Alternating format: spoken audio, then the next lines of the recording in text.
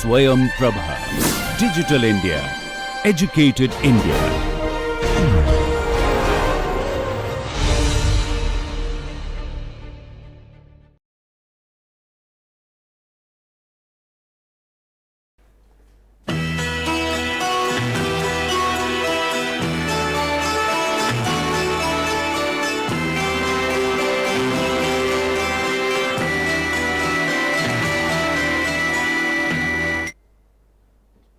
In our previous lecture, we started with a brief introduction to lubrication theory. So, we will have a brief recapitulation of the physical situation what we are trying to address. So, let us say that there is a passage where the lateral length scale is much less than the axial length scale, and let us consider this example where the top wall moves with a velocity relative to the bottom wall, and that velocity may be arbitrary with the velocity components along x and y. So, the situation is two dimensional, and one of the important hallmarks of the particular arrangement is that the existence of a physical small parameter.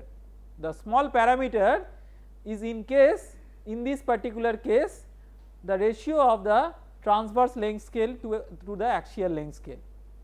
So, with this arrangement, let us try to see that how we can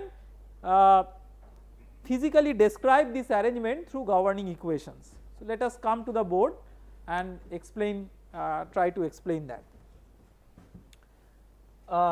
So, the physical situation, let us draw a schematic that you have two walls and you set up your x and y axis like this.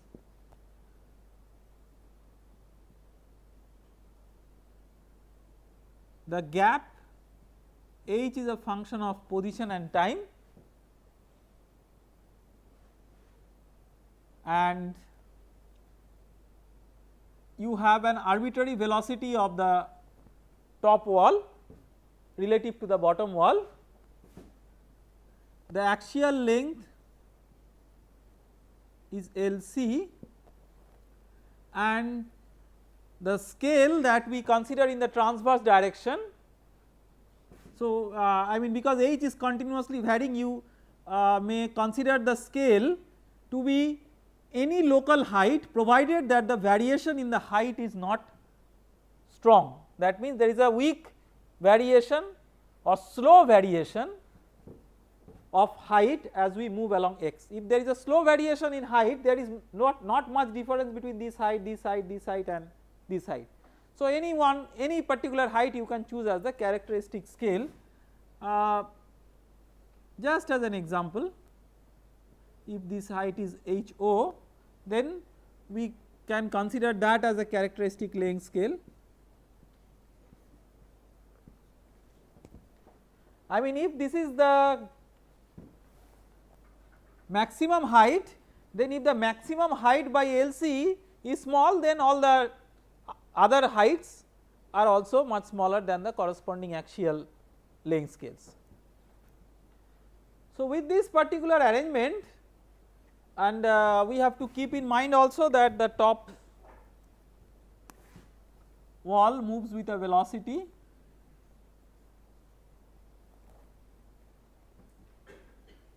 v, and as we discussed yesterday that we will indicate the dimensional quantities with prime and non-dimensional quantities without prime. So, that we will consider here, and we will begin with the continuity equation. So, let us assume that it is an incompressible flow. So, the continuity equation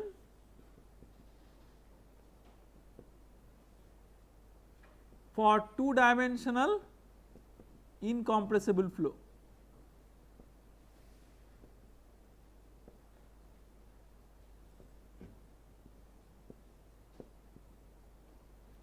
So, this is x prime and this is y prime in terms of dimensional coordinate, dimensionless they will be x and y.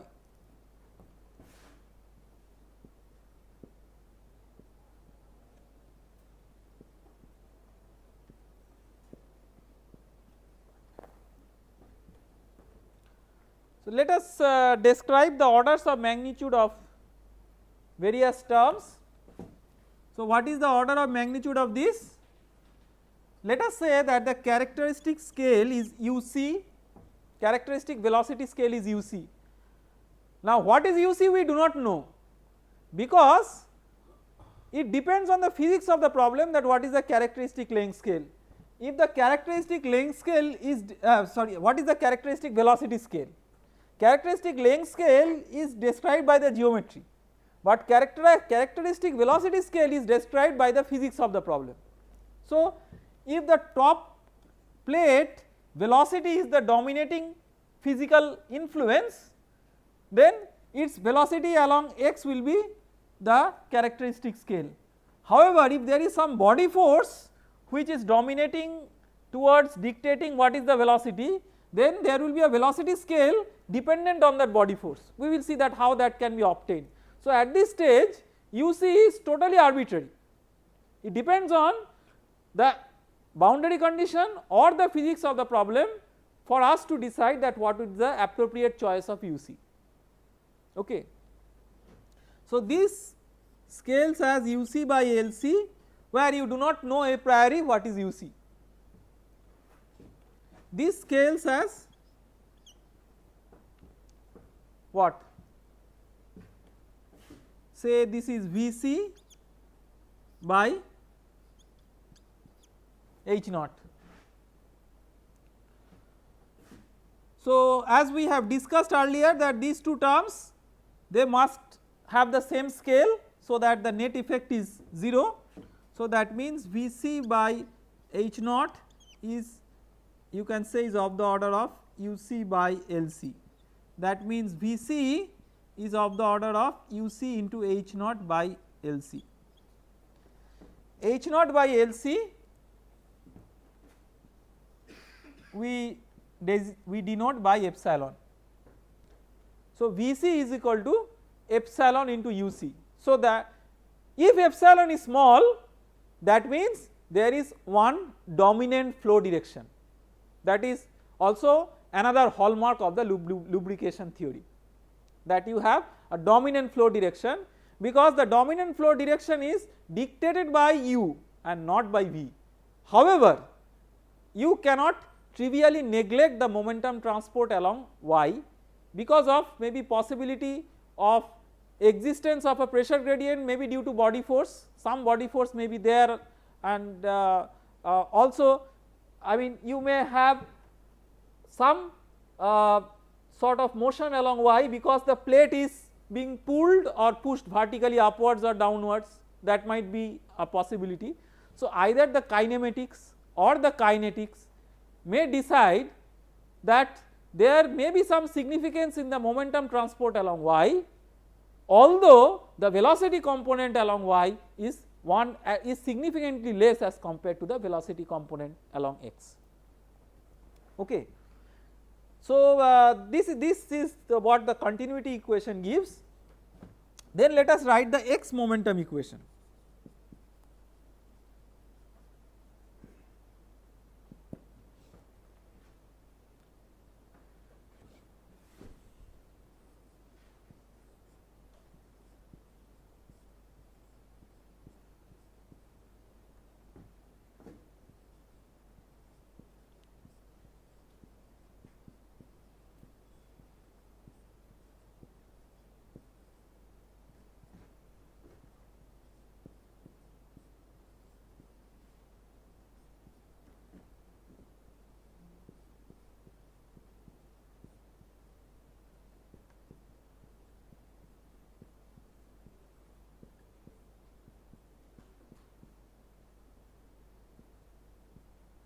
Put dash in all the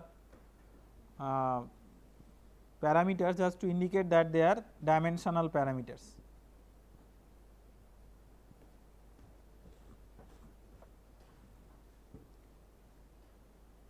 Okay. Now we will find out, so we will now non-dimensionalize various terms. So we will write u is equal to u dash by uc,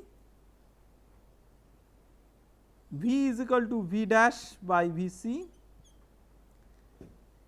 x equal to x dash by lc, y is equal to y dash by h naught, p is equal to p dash by pc,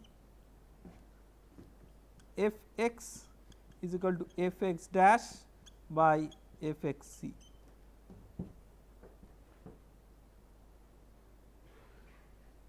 I am trying to derive a very general formulation where whatever body force may be there is present, and so the normalization factor for the body force depends on what physically it is.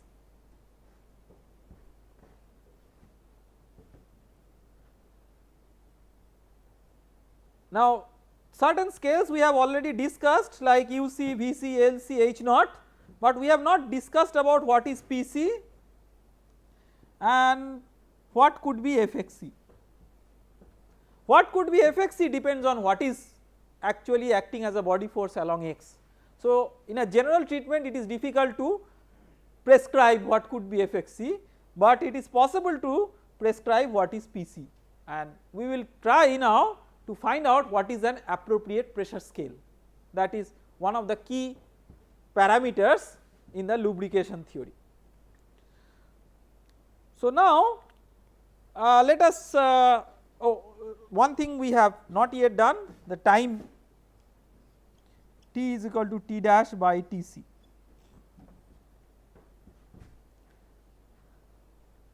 So there are different possibilities of choosing the time scale, like advective time scale, diffusive time scale, forcing based time scale. We have seen that these are there. Now here an appropriate choice would be an advection based time scale. There is no forcing here, and the advective time scale will naturally have this term of similar effect as that of these terms. So if these terms are not important, this term will not be important. So the advection time scale, so what is Tc then?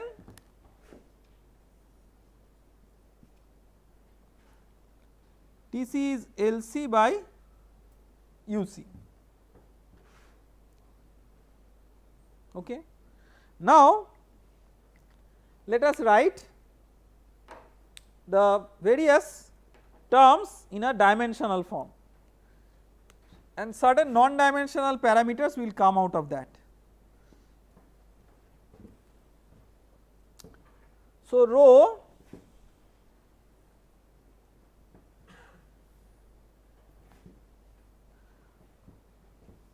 what will be this term?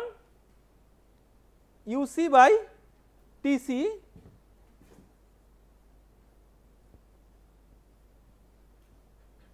into del u del t plus Uc square by Lc del u del x plus Vc Uc by H naught, that was u del u del x, this is V del u del y, is equal to minus Pc by Lc del p del x plus